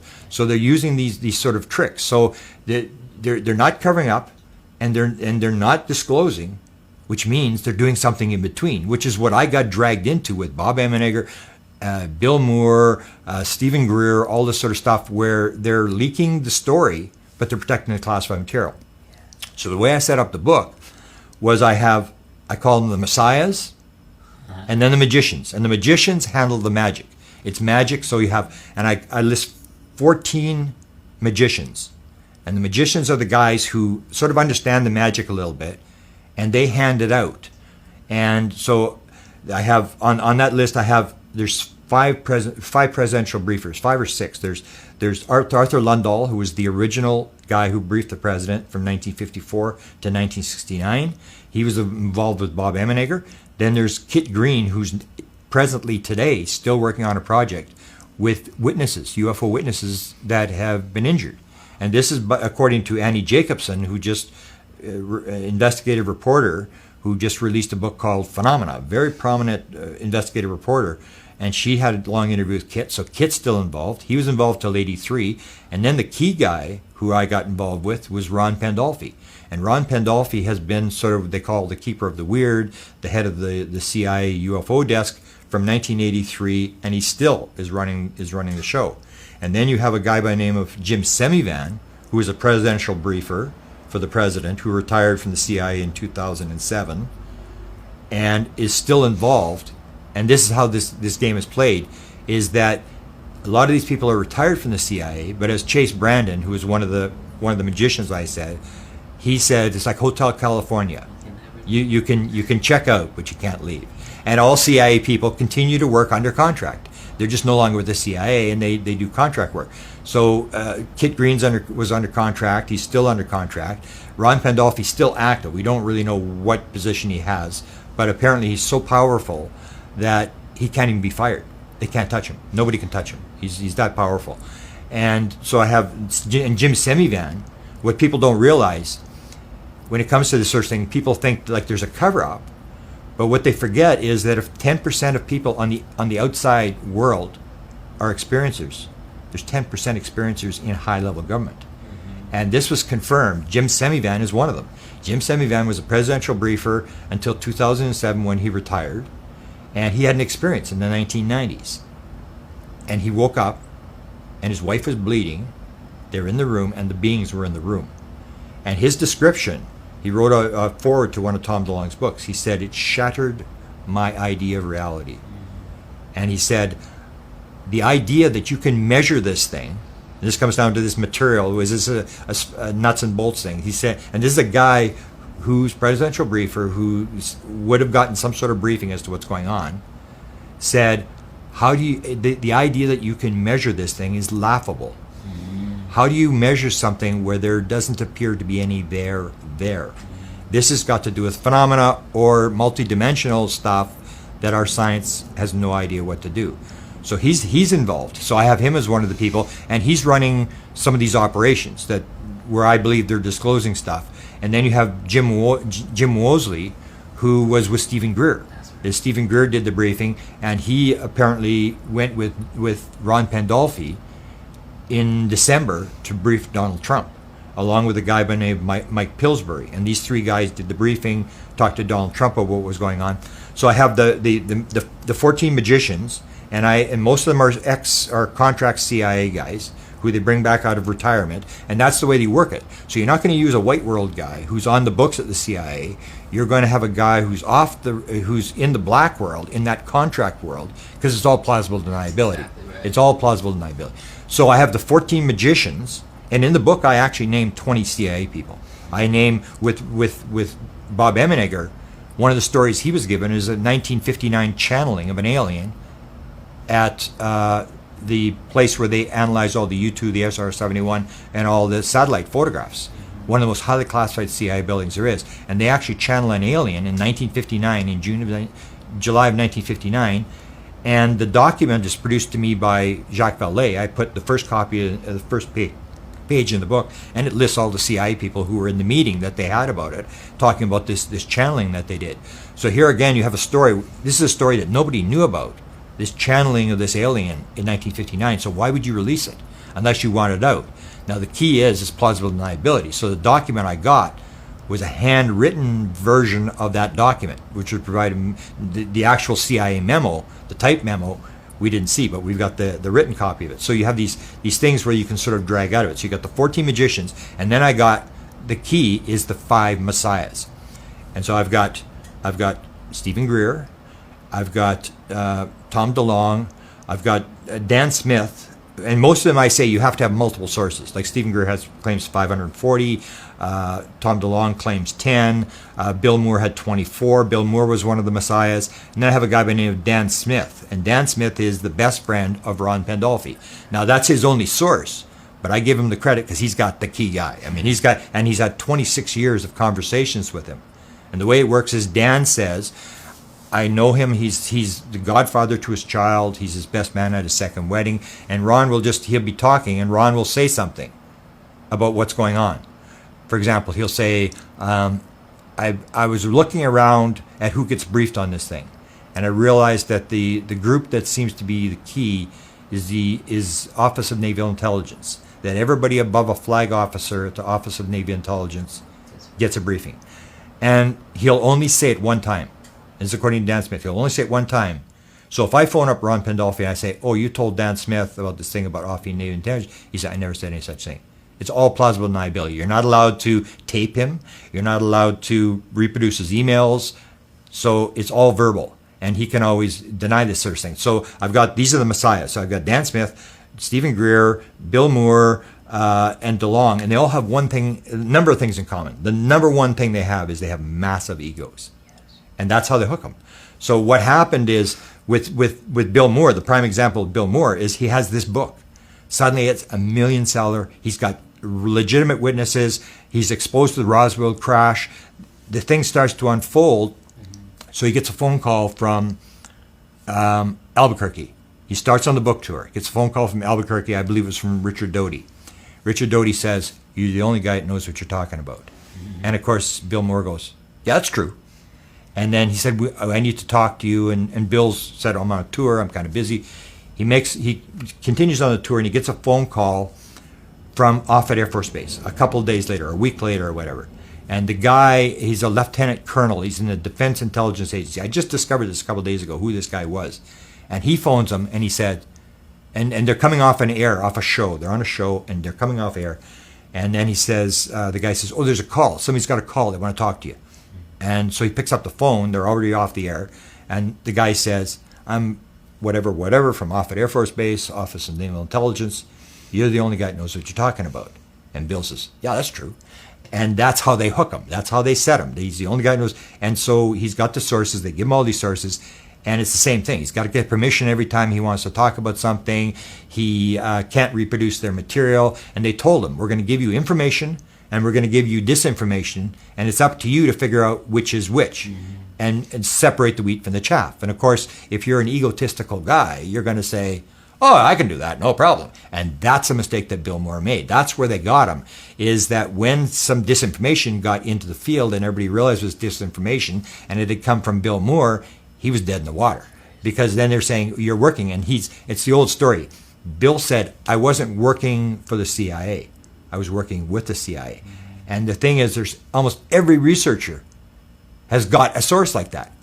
This guy's giving me material. They're doing the same thing. So they compromise people. They say, I've got something. I'm from whatever intelligence agency, and I've got this, but you can't identify me. And it's the same game. So they give you this stuff. It's plausible deniability. You're never allowed to answer your source. So I have these 5 messiahs, and these are guys. And the other thing about them is they all absolutely believe they're messiahs. They absolutely believe that they have been called to release this story to the world, that they got picked. So when you talk to Tom DeLonge and say, oh, you're being used. No, I'm not being used. No. These guys are my friends.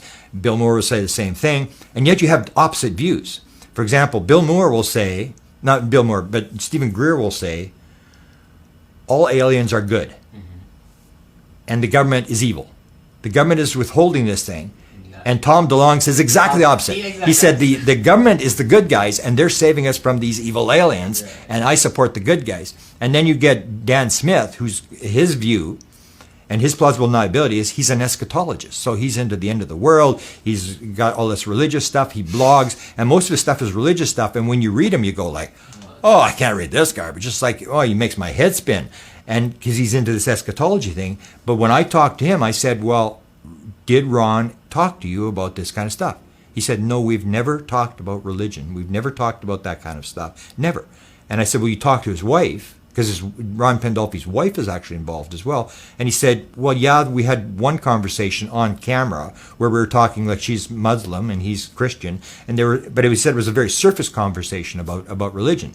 So his thing is that the government doesn't talk about that kind of stuff. So that's my impression, that the government will never talk about who the others, as they're described to Tom DeLonge, who the others are, or whether they're good or whether they're evil or what their intentions. That's never part. So that may be part of the classified stuff. They just give you all this other stuff as to how it operates, where the crafts are, or how this thing is being funded, or stuff like that.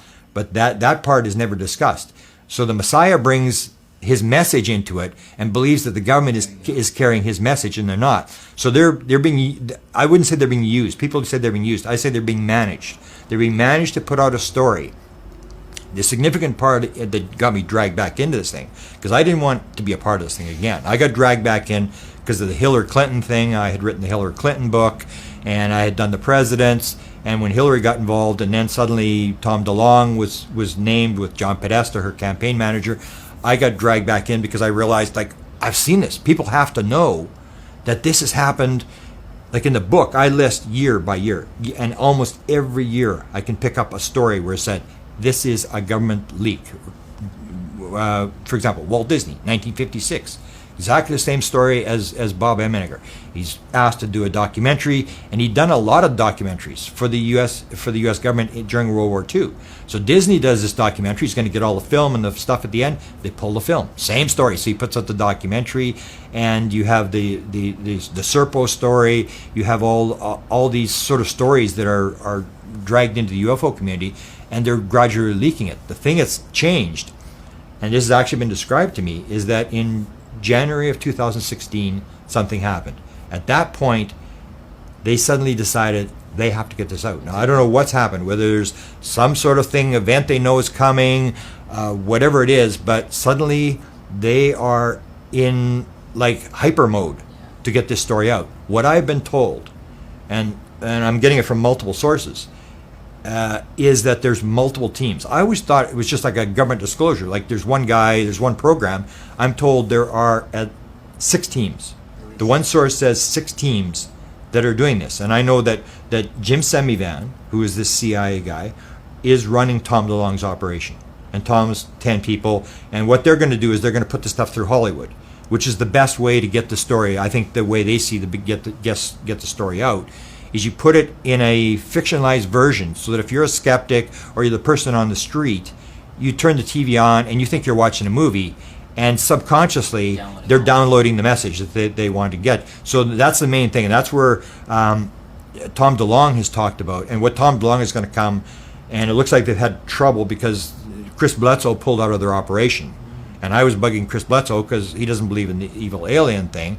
And I said, well, what are you doing? Because he had experience with angels, which shows that it may be not just all E.T. His thing it has aliens, but it also has this angel figure, which is a very high, prominent part of his story. And I said, did the shining lady, the angel, did she tell you there was evil aliens? And he said, well, no. And I said, well, what are you doing with Tom DeLonge? And he pulled out. So I think what's happened with Tom DeLonge is there's an operation. I heard $1 billion was going to get dropped into this thing, that one of the richest people in the world, and I could have got the name if I wanted, but I always wanted to stay on the outside. I didn't want to force my sources to give me stuff.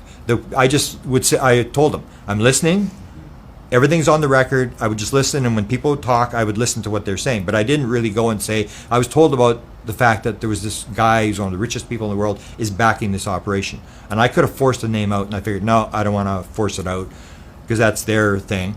But $200 million has already been collected, and what he's going to come out with, because everybody's waiting for the big announcement, and the big announcement is going to be to deal with this media thing with the toys and all this sort of stuff, and it's going to be Spielberg, J.J. Abrams as director, and they're going to run I heard 100 episodes, but because Chris has pulled out, there's about a dozen episodes that have been pulled from that.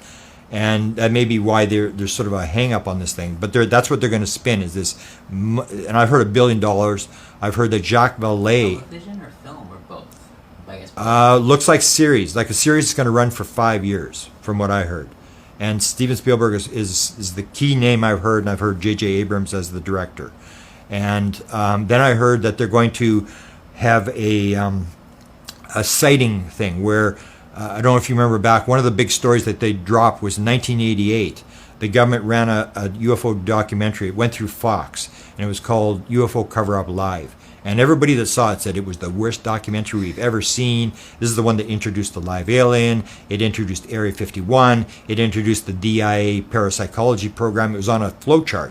And all these ideas were dropped. But everybody said, oh, it's terrible. People were reading off scripts. They were reading off cue cards. And they were forced to read off these cue cards, even though it was their story, and they're reading their story off a cue card.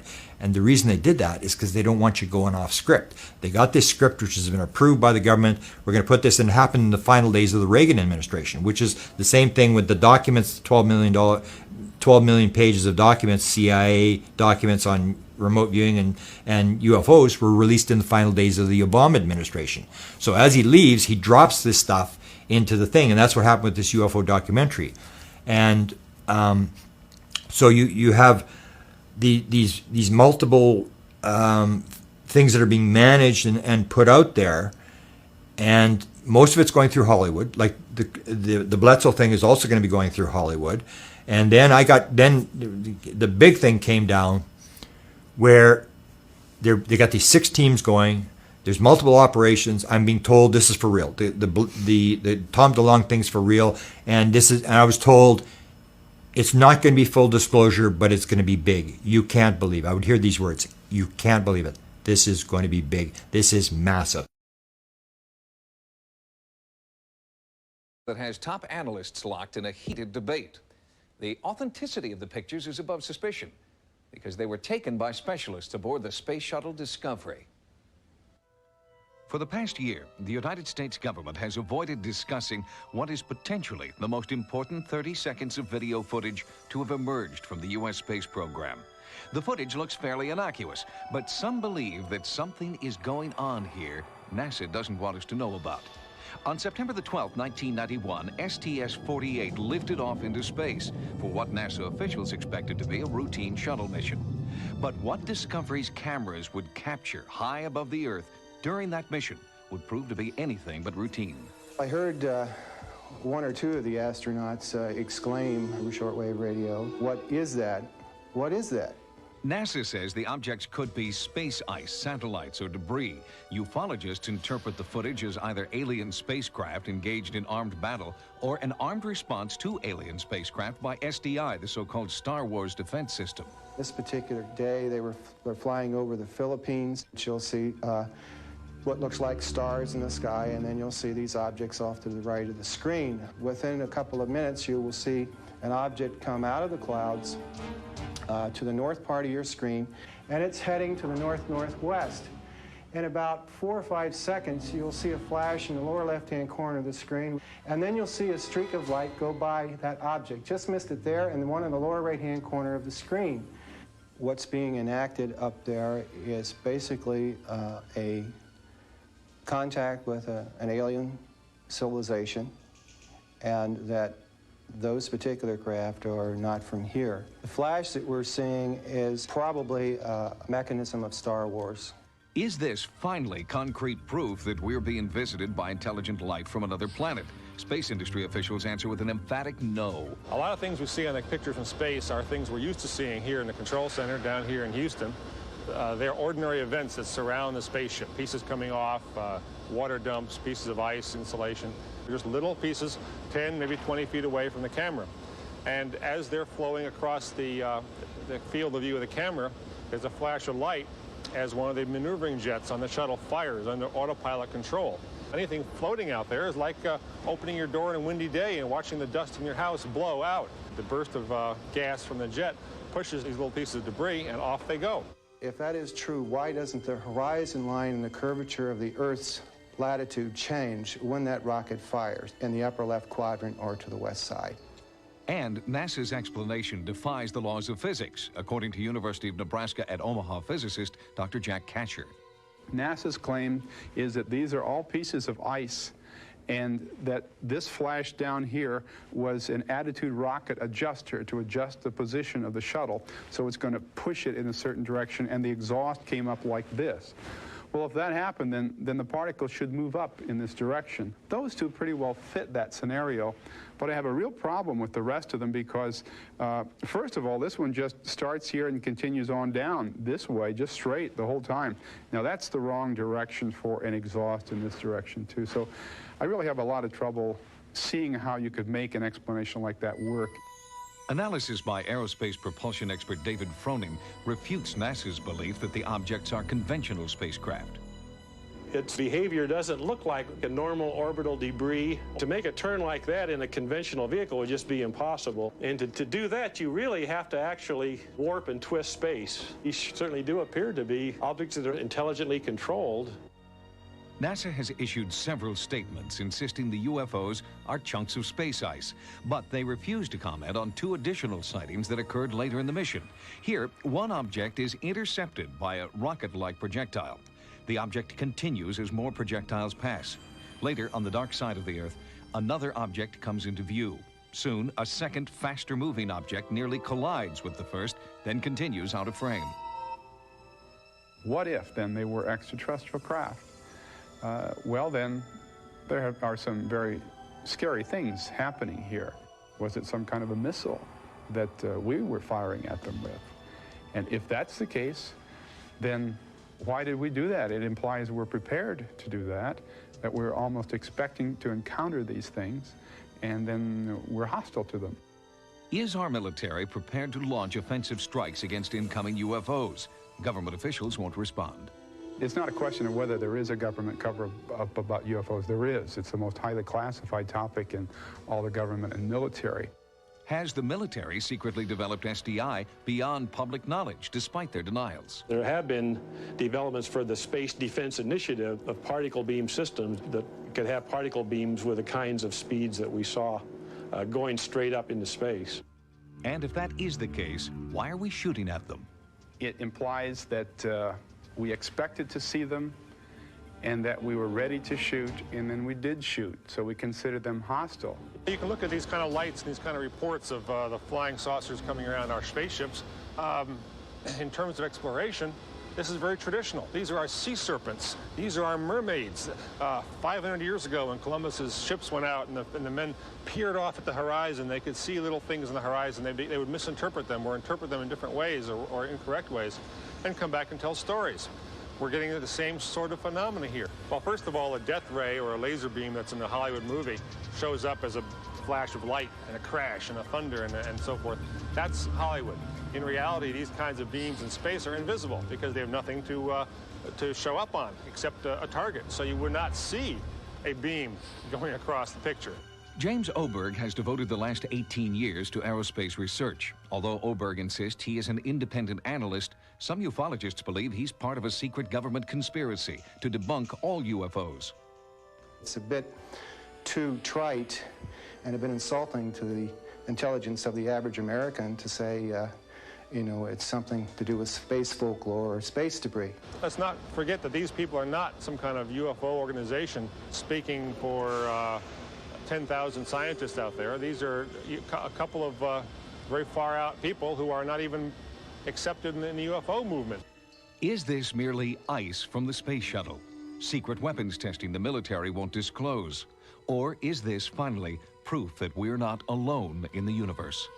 It's only a matter of time, but I would wager by 1995 this will be common knowledge, and the fact that extraterrestrials are here will be accepted by everybody. For a further perspective on the space shuttle footage, we've asked University of Nebraska at Omaha physicist Dr. Jack Kasher to join us. Dr. Kasher, thanks for coming in. Appreciate your time. What evidence can you cite, sir, that those lights that we saw on the tape aren't conventional satellites? Well, I think the strongest evidence for me is I sat down and I put a transparency in front of the television set, and I tracked 8 of those objects, both before and after the flash. And the main one did cut up sharply to the right, apparently in response, if you would believe the ice theory, of an attitude adjuster rocket down here that would push it up with its exhaust. 2 of the 8 objects did that. 4 just continued, didn't react.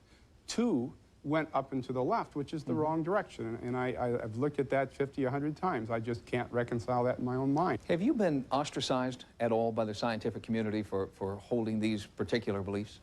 Not really. You'd be surprised at the physicists that have come up after they've heard me speak about UFOs and say they're really surprised that there is evidence that is at least plausible that these things are real. You sort of went out on a limb, Dr. Kasher. You said that by 1995 these kinds of sightings would be commonplace. Why 1995? Do you know something the rest of us don't?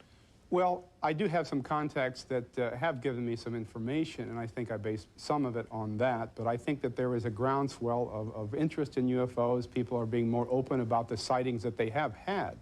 And that just builds up. And eventually, what are you going to do when your friends tell you they have actually seen flying saucers hovering above their houses? After that happens to you a number of times, you just have to start believing some of it. Dr. Kasher, have you seen a UFO yourself or anything that would lead you to personally believe that they're out there?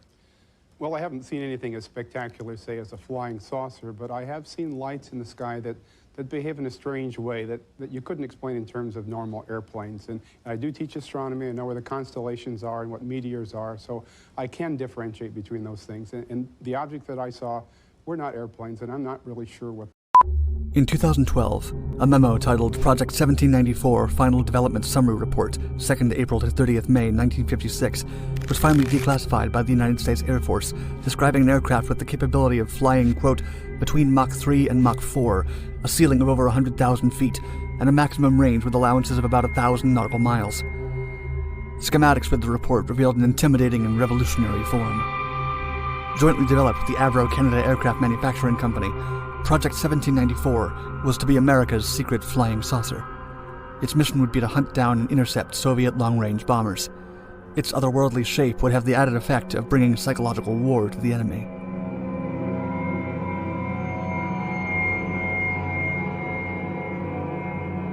Jack Frost. Known as Jack Frost, John Carver Meadows Frost was a British aircraft designer and the mastermind behind the Avro flying saucer.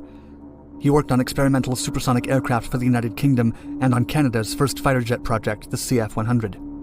While working on the CF-100 research team, he created a special projects group, a collective of experimental designers and engineers housed across from Avro Canada's headquarters who worked on secret creative projects. Project Y.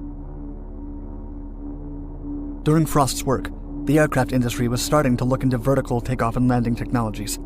Conventional knowledge pointed to the future threat of a nuclear war, which would inevitably result in the destruction of airbases. This meant that aircraft would need to take off and land on limited space or unprepared fields. Avro Canada's Project Y was the result of considering such development in combination with supersonic speed advancements in the 1950s. Notably, Project Y introduced the possibility of creating a circular aircraft resembling a flying saucer. The conceptual design was based around using exhaust from turbojet engines to drive a turbo rotor for thrust, creating a cushion of air and letting the aircraft fly at low altitudes. Directing thrust to the rear would make the plane accelerate while gaining altitude. Frost almost saw his project die when the Canadian government pulled out the funding that had been set up in 1952 due to high costs. Towards the end of 1953, American defense representatives visited Avro Canada to see their new CF-100 fighter jet. Knowing the United States poured far more resources into new technology, Frost took over the tour and made sure to stop at his Special Projects building. There, he showed them the mock-up and design documents for Project Y, some of which his superiors hadn't even seen. They were impressed, and the U.S. Air Force gave him a $750,000 contract that was supported by Avro management in 1956, with an additional $2.5 million for a prototype. In March of 1957, the U.S. increased its funding, and they were able to build a prototype. Avrocar. Several vertical takeoff and landing designs were considered by the Special Projects Group. Still, all featured the disc-like shape suggested during the beginning of Project Y. They decided that their result needed to be a huge supersonic disc-shaped fighter. The design had a raised section in the middle on top of the engine. Its intake was covered with horizontal slats to admit air. The concept developed by Frost indicated performance estimates that sounded encouraging to the U.S., with a potential for reaching Mach 3.5 at altitudes of around 100,000 feet or 30,000 meters. Not all members of the U.S. Air Force were supportive of the project.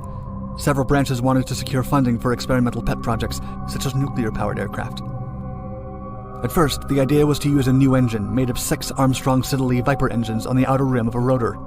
This new engine, PV-704, used a stopgap design that was tested with disastrous results, catching fire on 3 occasions. It was so notably unreliable that the staff was afraid of testing it, even when these tests were conducted behind a bulletproof glass and steel booth. A final test of this engine took place in 1956, resulting in the test engine running out of control and exploding, which led Frost to pursue less dangerous alternatives. While the engine concept was being revised, Frost decided to build a proof-of-concept smaller version of the aircraft that he named Avrocar. He pitched the idea of the smaller prototype to the U.S. Air Force. He received a $2 million joint services budget for 2 models. Later on, the Air Force added $700,000 directed from the 606A program and $1.77 million for the development of the second model. He would also build an aerodynamic test bed for the WS-606 final model. The initial requirements expected from the Avrocar proof of concept were that it could hover for 10 minutes in ground effect with a range of 25 miles or 40 kilometers and a payload of 1,000 pounds or 450 kilograms. Frost's projections were incredibly promising. He expected the Avrocar to overperform the metrics expected of it by the U.S. Air Force. Unfortunately for the flying saucer, it would underperform. Testing. As the test models were being assembled, the first grand obstacle struck. The Avro CF-105 Aero program was cancelled by the Canadian government in February of 1959. In response, almost all Avro Canada employees were laid off. The Special Projects Group was left with very few people. A couple of days later, once things stabilized, some of the SPG employees were rehired, but the team had to mix with 2 other teams and work in the main building. These less ideal work conditions contributed to an overall decline in performance and satisfaction. In the immediacy of the chaos, the U.S. Air Force Project Office decided to cancel the development of the WS-606A, the expected final version of the flying disc. A work order was sent to Frost with the instructions to halt development, and he had to plead for the continuation of his work. With reluctance from several members within the Air Force, funding was resumed. Scale model tests at Wright-Patterson Air Force Base in Ohio revealed that the air cushion meant to lift the Avrocar would become unstable once the vehicle passed an altitude of a couple of feet. This indicated that it would be unflyable. Furthermore, it could not reach supersonic speeds. However, testing was still carried out to see if Frost technologies could be used by the Army anyway. Avrocar number 58-7055 was the first to come out of the Malton, Mississauga factory in May of 1959. Using a static hover rig, the Special Projects Group tested the vehicle. Several problems were quickly identified. The exhaust was sending hot gas straight into the intakes used to hover, which in turn reduced the engine thrust. Furthermore, and as projected by initial separate technology tests, the fan was generating lift that only covered a small area of the vehicle's surface. The combination of these factors meant that the Avro car could only carry 3,150 pounds, or 1,430 kilograms above ground effect. At the same time, the empty weight of the vehicle was 4,285 pounds, or 1,944 kilograms. Since the Avro car could lift less than it weighed, it was incapable of hovering above ground effect. Following this disappointing performance, it was sent to Moffett Field, California, so that the NASA Ames Research Center could test its abilities in controlled wind tunnel tests. NASA's findings were just as discouraging. The aircraft was difficult to control during high-speed flight and was incredibly unstable. These findings were reaffirmed by flight tests using the second Avro car prototype. Modifications ensued, resulting in a first free flight test on November 12, 1959. There were still several issues that had to be overcome. First, the control system for the nozzle was inefficient. Second, problems with the spoilers made the vehicle difficult to lift, so that after reaching a certain height, it would automatically begin to lose altitude. Only 5 initial test flights were conducted, resulting in 18.5 hours of total flight time. On December 5, 1959, testing was temporarily halted. Still convinced that the concept could work, Frost sent in a proposal for a new program that would rework the propulsion and control systems for the second Avro car model. The first model underwent modifications based on the findings of the Ames Research Center, and its testing was resumed in April 1961. The resulting design yielded greater control of its hover capabilities and better lift. Speed was increased to 100 knots, or 190 kilometers per hour, instead of the 56 kilometers per hour it had displayed so far. Yet issues with the aircraft's pitch remained, and during flight, the Avro car's nose tilted upwards. After Frost's request to rework the systems on the second Avro car went through, he was able to modify and test it. The aircraft underperformed with a maximum speed of 20 knots, or 37 kilometers per hour. Still, they passed an altitude test showing it could travel over an 18-inch deep ditch while hovering. The second Avro car was still not able to gain much altitude, since surpassing the critical height resulted in significant instability. The report on these tests also pointed at uncontrollable roll and pitch movements, which the Special Projects Group had no way to fix. After all these attempts, the second prototype of the Avro car logged around 75 test flight hours. The project seemed like an absolute failure, since the car could only hover above the ground and not fly. The design limited its speed while making it unbearably hot and noisy,